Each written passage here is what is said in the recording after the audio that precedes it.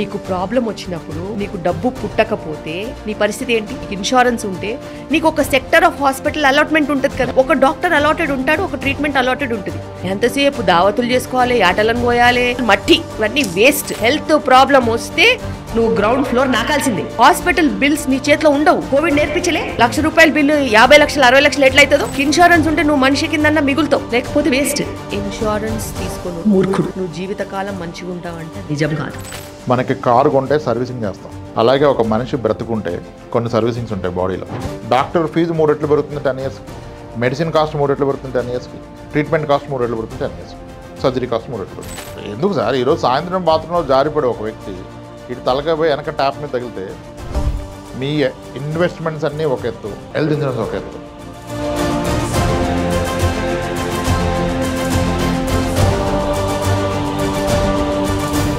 For me to drop 2 crores, there is a reason. Coming to health insurance, నాకు మొన్న GST తగ్గక ముందు నా policy రెన్యువల్కి వస్తే నేను నా పాలసీని 1 crore కవరేజ్ ఉండేదాన్ని 3 crores వెళ్ళిపోయాను. ఈ రోజు నాకున్న హెల్త్ ఇన్సూరెన్స్ పాలసీ నా ఫ్యామిలీకి 2 adult plus 2 kidsకి 3 crores కవర్ ఉంది. Health insurance 3 crores health insurance 3 crores నేను తీసుకున్నాను. అంటే మీరు జనరల్గా చెప్పడం మినిమం 50 lakhs తీసుకోండి, 1 CR తీసుకోండి చెప్పడం అయితే నేను చాలాసార్లు విన్నా, నాకు చెప్పినప్పుడు కూడా. 3 CR ఇప్పుడు చెప్పడం కూడా 3 crores చెప్పాలంటుంది నాకు. చెప్తే తిడతారు, ఇప్పుడు 1 crore తిడతారు. అది హెల్త్ టర్మా 50 lakhs ఎందుకు అవుతుంది తిడతారు. యూజువల్లీ హెల్త్ అంత తీసుకోరు, టర్మ్ ఇన్సూరెన్స్ పెంచుకుంటారు తప్ప హెల్త్ ఇన్సూరెన్స్ అంత పెంచుకోరు. నేను తీసుకున్న 3 crores పాలసీలో అది గ్లోబల్ కవర్ పాలసీ. నేను 3 years premium in 1 go pay చేసా. ప్రీమియమ్స్ పెరిగితే దాన్ని అవాయిడ్ చేయాలని. ముందే కడితే 3 years తర్వాత నెక్స్ట్ ఇయర్ ప్రీమియం పెరిగితే అది నాకు అప్లికేబుల్ కాదు కదా. 3 years ఒకేసారి పే చేసా. నేను తీసుకున్న కంపెనీలో 3 years ఒకేసారి కడితే వాడు దానికి ఇచ్చే నో క్లెయిమ్ బోనస్ కానీ రిజిస్ట్రేషన్ అన్ని కలిపి డే 1 300% కవర్ ఆఫర్ చేస్తున్నాడు. అంటే though I have taken 3 crore, my coverage today is 9 crore, which is with the global cover. ప్రపంచంలో ఎక్కడికైనా వెళ్ళి ఎనీ హాస్పిటల్ ఎనీ ట్రీట్మెంట్ చేయించుకోవచ్చు. అటువంటి పాలసీ తీసుకున్నా. ఓకే, హెల్త్ అనేది ఎంత క్రిటికల్ సబ్జెక్ట్ అంటే చాలా పేషెన్స్గా ఓపెన్గా విని అర్థం చేసుకోవాలి హెల్త్ని. చెప్తావు అట్లా కాదు, ఇది అట్లా కాదు. సరే, ఇంత తీసుకుంటే నాకు వచ్చిన ప్రీమియం ఎంత తెలుసా? జిఎస్టీ వేవర్ లేని రోజు నాకు వచ్చిన ప్రీమియము దీని నిమిత్తము 2,60,000 పడింది. 3 years కలిపి అదే 3 crore. అదే జిఎస్టీ తీస్తే 40,000 పోతుంది, దాంట్లో 2,10,000 అంటే సంవత్సరానికి 70,000 పడ్డది. ఇప్పుడు మేబీ నేను 10 లక్షల పాలసీ తీసుకుంటే 34,000 వచ్చేది. పెద్ద డిఫరెన్స్ ఉండదు, అది అర్థం చేసుకోవట్లా. అందుకే ముందు నీకు పేషెన్స్ ఉండి వినాలి కదా. ఎస్, అయితే హెల్త్ అనేది ఎంత క్రిటికల్ అంటే నేను మళ్ళీ రిపీట్ చేస్తున్నాను, లైఫ్లో మీరు కొనే ఎన్నో ప్రొడక్ట్స్ కన్నా హెల్త్ చాలా క్రిటికల్ ప్రొడక్ట్. రీజన్ బీయింగ్, మీరు ఏ ప్రొడక్ట్ తీసుకున్నా దట్ ఈస్ ఫర్ 10, 20, 30 years. ఒక కార్ తీసుకుంటే ఎన్ని ఇయర్స్ పడతారు? గట్టిగా 10 ఏళ్ళు. ఒక ఇల్లు కూడా లైఫ్ లాంగ్ ఉండరు, ఇల్లు మారుస్తాం. ఒక టర్మ్ ఇన్సూరెన్స్ తీసుకున్నా 60, 70. Any policy is for 20, 30 years. కానీ health insurance is the only policy which is for life time. Life టైంకి ఇంకేం లేదు product. It's a life time product. మన లైఫ్ టైం కాదు, మన పిల్లల లైఫ్ టైం. ఇప్పుడు మనం 10 లక్షలు 20 లక్షలు తీసుకుంటే రేపు జబ్బు వస్తే వాడు పెంచడు. అదే ఎప్పుడు చెప్పలేం కదా. మరి అది వస్తే ఇంకోటి పెంచడు, నీ 10 లక్షలు సరిపోదు, మరి మళ్ళీ అప్పులు మొదలు పెడతావా? అసలు ఫస్ట్ ఓపెన్గా ఆలోచిస్తే 10 lakhsకి 1 crore, 2 crore, 3 crore premium difference ఎంత? Yearly 20,000, 30,000 is a big deal. ఇప్పుడు నాకు అఫోర్డబిలిటీ లేదంటే ఆయనకు ఓకే అండి 10 లక్షలు చూసేయండి, కానీ ఉన్నోళ్ళు ఎంత తీసుకోవట్లేదంట. ఎన్నో కేసులు చూస్తాను నేను. నిన్న మాట్లాడతాను ఒక ఆయనతో, ఆయనకి 10 years బ్యాక్ కిడ్నీ ట్రాన్స్ప్లాంటేషన్ అయిందంట. మళ్ళీ వస్తుంది ఇంకా పాలసీ. అప్పుడు కూడా ఆయనకు పాలసీ లేదు. ఇప్పుడు ఎంప్లాయర్ పాలసీ జాబ్ చేస్తున్నారు. ఎంత స్ట్రెస్లో ఉన్నాడు ఆయన. ఎవ్రీ 3 yearsకి 3 monthsకి చెకప్ అంట. భయమే కదా, హెల్దీగా ఉన్నారు. పెట్టేసాడు కదా. ఇప్పుడు ఆయనకి తెలవక ఇగ్నోరెన్స్. అదే ఆయనకి దానికంటే ముందు తీసుకుంటే ఒక 1 crore పాలసీ టెన్షన్ లేదు కదా. 10 ఏళ్ల క్రితం ఆయనకి 26 లక్షలు అయిందంట. Okay, kidney replacement. సో ఇట్లా చాలా ఉన్నాయి, ఒకటి కాదు, 2 కాదు. ఒక ఇంజనీరింగ్ కాలేజీలో ఫైనల్ ఇయర్ స్టూడెంట్ కూడా కిడ్నీ రీప్లేస్మెంట్ అయింది. ఎందుకు హెల్త్ ఇన్సూరెన్స్ కోట్లు మాడుతానంటే, నేను పర్సనల్గా 1,13,00,000 క్లెయిమ్ సెటిల్ చేశాను 37 years క్యాండిడేట్కి. లంగ్ క్యాన్సర్, యశోద సికింద్రాబాద్లో. ఇంకా నడుస్తుంది క్లెయిమ్ మాది. మరి అప్పుడు క్లారిటీ వస్తుందిగా, క్లారిటీ వస్తుంది కదా. ఇప్పుడు ఆయన పేరు చెప్పగలుగుతాను, ఆయన నా వెబ్సైట్లో టెస్ట్ మనీ రాశాడు, ఆయన చెప్పమంటాడు, నాకే ఇబ్బంది అనిపిస్తుంది ప్రెస్ అని పేరు చెప్పడం. ఇప్పుడు ఆ క్లెయిమ్ చేపించినప్పుడు మనకు ఒక ఎక్స్పీరియన్స్ వచ్చింది కదా, దాన్ని బట్టి మనం ఫర్దర్ పీపుల్కి రికమెండ్ చేస్తున్నాం, అట్లీస్ట్ ఎఫర్ట్ బుట్ ఉన్న వాళ్ళకి. నేను ఆ భయంతోనే 1 crore తీసుకున్నా. What I thought is 1 crore అంటే ఎఫెక్ట్గా 2 crore వస్తుంది కదా, నో క్లెయిమ్ బోనస్లు కలిపి సరిపోద్దులే అనుకున్నా. అయితే ఒక 6 months బ్యాక్ ఒక health insurance company executive vice person interview చేశాను. ఆయన హెడ్ ఆఫ్ క్లెయిమ్స్. వాళ్ళ ఆఫీస్కి ముంబై ఆఫీస్కి వెళ్ళి చేస్తున్నప్పుడు ఆయన తెలియను కాబట్టి మనం క్యాబిన్లో కూర్చొని చాలాసేపు మాట్లాడుతూ ఉంటే ఆయన అప్రూవ్ చేసిన క్లెయిమ్ చూపిస్తున్నాడు నాకు. రామ్ ఇదిగో ఇది బిగ్గెస్ట్ క్లెయిమ్, లాస్ట్ 3 monthsలో బిగ్ క్లెయిమ్ ఏంటంటే చూస్తావా అంటే చూస్తాను సార్ అన్న. తీసి చూపించాడు. అమ్మా ఏంట్రా ఇది అని మనకు అర్థమైపోయింది సినిమా. అప్పుడు రియలైజ్ అయ్యాను, ఇది కాదు, ₹1 కోటి కాదు, 3 కోట్లు కాదు, అంటే ఇంకా అంతకంటే ఎక్కువ లేదు ఆ పర్టికులర్ కంపెనీలో. నేను తీసుకుంది global cover sir, that is most needed యాక్చువల్గా. అవకాశం ఉంటే తీసుకోండి ఎవరైనా ఎక్కడైనా. ఈ మెడికల్ టూరిజం పెరిగిపోతుంది సార్. ఈరోజు ఆప్థమాలజీ సింగపూర్ అని, oncology still the best is US. ఆంకాలజీకి మీకు best US. Any celebrity today after ఎక్కువ రోజులు సర్వైవ్ అయ్యారన్నా, క్యాన్సర్ సర్వైవ్ అయ్యారన్నా, అవుతున్నారన్నా, రీజన్ ఏంటంటే they are getting it treated from outside India. CAR T cell therapy అని ఒకటి ఉంటుంది రామ్, రిఫ్రాక్టివ్ ఏదో చెప్పాడు ఆయన క్యాన్సర్కి, that is almost costing $500,000 Ram అన్నాడు. 4 కోట్లు అవుతుంది సార్ అంటే అవుతుంది రామ్, చేపించుకున్నారు, people are going for it అన్నాడు. మనం మాట్లాడుతుంది ఇంకా రాబోయే 80,000 100,000 మనం ఉండకపోవచ్చు, మన పిల్లలు ఉంటారుగా. ఎప్పుడు ఎవరికి ఏ ప్రాబ్లం వచ్చినా ఇంకా మన ఆస్తులు కాదు కదా బెస్ట్ గిఫ్ట్, హెల్త్ ఇన్సూరెన్సే కదా. That's where I thought. నువ్వు అందరికీ చెప్పి మనం చేయకపోతే ఎట్లా? ఎందుకు సార్ ఈరోజు సాయంత్రం బాత్రూంలో జారిపడే ఒక వ్యక్తి ఇటు తలకాయ పోయి వెనక ట్యాప్ మీద తగిలితే అదృష్టం బాగుంటే పోతాడు పైకి, పోతే ఇంకేం లేదు. కానీ అటు ఇటు కాకుండా ఉంటే ఎంత ఖర్చు అయింది, ఫ్యామిలీ ఎంత స్ట్రగుల్ లేదు, అప్పుడు వస్తుందా పాలసీ? అంటే హెల్త్ కేర్ కాస్ట్ ఎంత పెరిగిపోతుంది చూసారా మీరు? కాబట్టి బెస్ట్ తీసుకోండి. ఒక డిసీజ్ డయాగ్నోస్ అయితే పాలసీ రాదు. ఇప్పుడు చాలా మంది వాళ్ళ జీతం మొత్తం పేరెంట్స్ డయాలసిస్కే పెడుతున్నారు మా దగ్గర. ఇంకెక్కడ సార్ డబ్బు ఇంకేం లేదు, డయాలసిస్కే పోతుంది. చాలామంది పేరెంట్స్ డయాలసిస్లో ఉంటే వాళ్ళ కంపెనీ పేరెంట్స్కి కవరేజ్ ఇస్తుంది కాబట్టి ఇంకా కంపెనీ మారకూడదని ఫిక్స్ అయిపోయారు. పేరెంట్స్కి కంపెనీ కవరేజ్ ఇస్తుంది కాబట్టి ఇతని శాలరీ మిగులుతుంది. ఇప్పుడు పొరపాటున కంపెనీ మారితే శాలరీ పెరిగినా పేరెంట్స్ కవరేజ్ లేకపోతే అదొక రెగ్యులర్ కాస్ట్ కదా, ఇంకా మనిషి బ్రతుకున్నంతకాలం కాస్ట్ కదా. అది ఎఫోర్డ్ చేయలేక ఈరోజు ఉన్నారు చాలామంది టీసీఎస్ ఎంప్లాయీస్. అందుకే టీసీలు ఉండిపోతారు పేరెంట్స్ కవరేజ్ చేయడానికి. అది కూడా వాళ్ళు ఇచ్చిన లిమిట్స్ ఎంత, కొన్ని కంపెనీలు పేరెంట్స్ 3-4 lakhs ఇచ్చినాయి. అక్కడ ఇంకో పెద్ద క్యాచ్ ఉంది సార్. ఎంప్లాయర్ ఈరోజు ఇచ్చాడు పేరెంట్స్కి, దానికి కూడా కాస్ట్ ఛార్జ్ చేస్తున్నాడు ఎంప్లాయీ దగ్గర, సాలరీలో కట్ చేస్తున్నాడు. అయితే ఏమవుతుందంటే ఇప్పుడు దానికి కూడా ఇన్సూరెన్స్ అతను ఏం చేస్తాడు, అతనికి వచ్చిన క్లెయిమ్స్ని బట్టి ప్రీమియం మారుస్తాడు ఎవ్రీ ఇయర్. ఇప్పుడు ఒక 600 మంది ఎంప్లాయీస్ ఉన్న కంపెనీలో పేరెంట్స్కి ఇన్సూరెన్స్ ఇచ్చింది insurance company. Parents health insurance గురించి ప్రీమియం వాడు కలెక్ట్ చేసింది 1,50,00,000. కానీ ఈ ఇయర్ వాళ్ళ పేరెంట్స్ యొక్క క్లెయిమ్ 2,40,00,000 వచ్చింది. ఇన్సూరెన్స్ వచ్చిన ఒక చూసుకున్నాడు మొత్తం, ఆ క్లెయిమ్ డంప్ తీసి చూస్తే నెక్స్ట్ ఇయర్ కూడా ఈ క్లెయిమ్ వచ్చేస్తుంది. There are dialysis patients, there are cancer patients, there are neuro issue ఉన్న పేషెంట్స్ ఉన్నారు. సో మరి ఇదంతా నెక్స్ట్ ఇయర్ చేయాలంటే మళ్ళీ 1,50,00,000 ప్రీమియం తీసుకుంటే అవ్వదు కదా.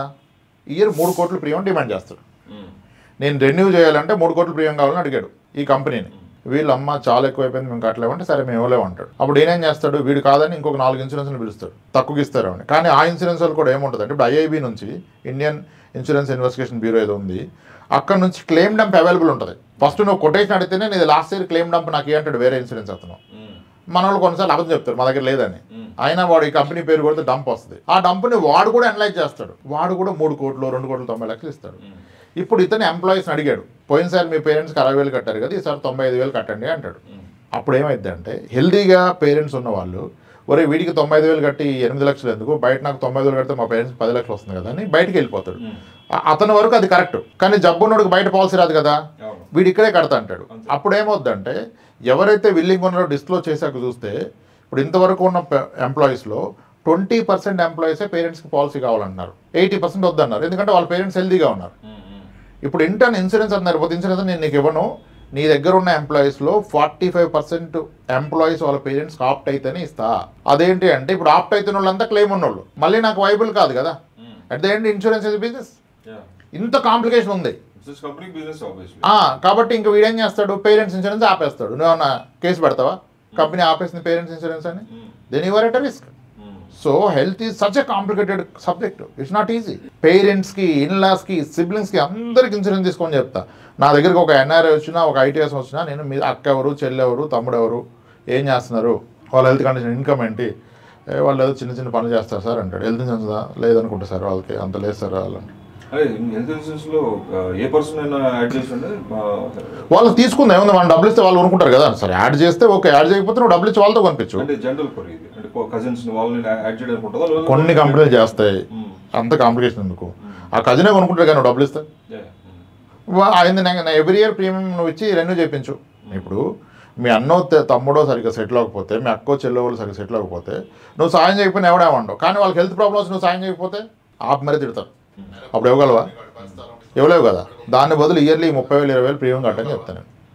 నేను ఇన్వెస్ట్మెంట్ చేస్తానంటే హెల్త్ ఇన్సూరెన్స్ లేకుండా ఇన్వెస్ట్మెంట్ అసలు తీసుకునే ప్రసక్తే లేదు.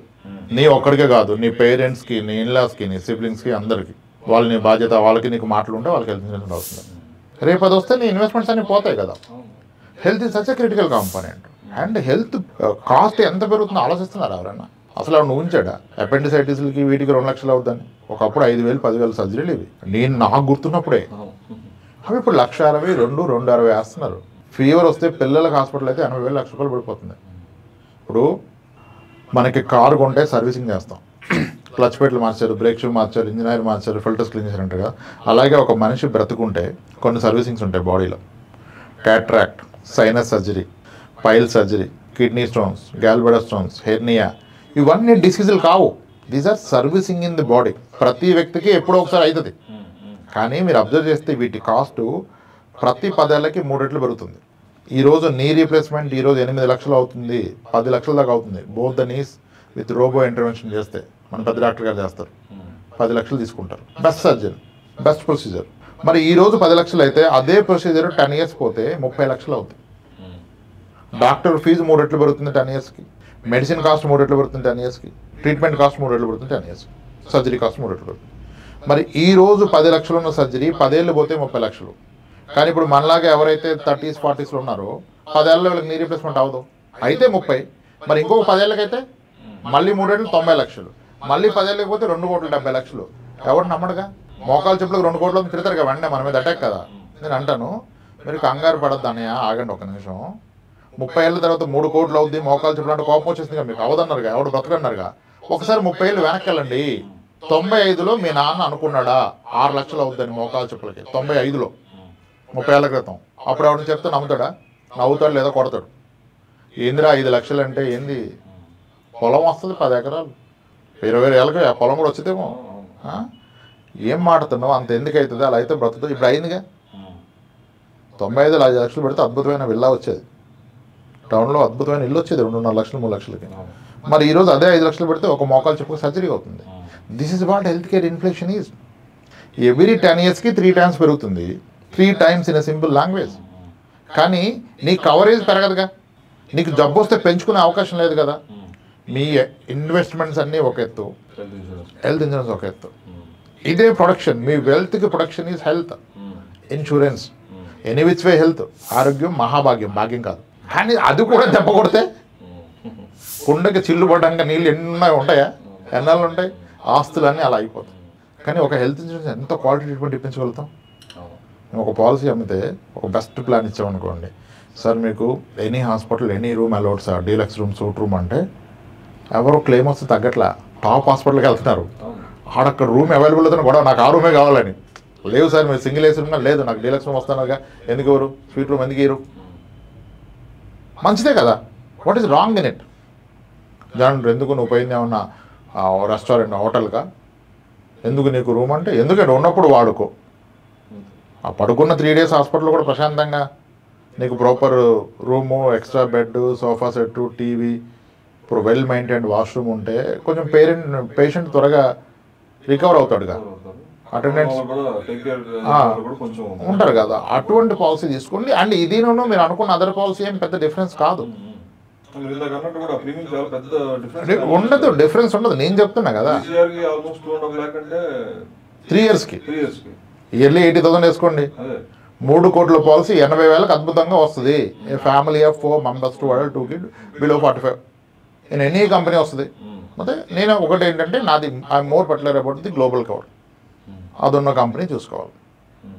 So health is such a critical component. Don't miss it, don't miss it. మీరు హెల్త్ ఇన్సూరెన్స్ తీసుకుంటుంది ఈరోజు అవసరానికి కాదు, మీ భవిష్యత్ అవసరాలకి. మీకు 80 ఏళ్ళు వచ్చినప్పుడు అదే పాలసీ, 70 ఏళ్ళు వస్తే అదే పాలసీ, మీ పిల్లలకి 40 వచ్చినా 50 వచ్చినా అదే పాలసీ.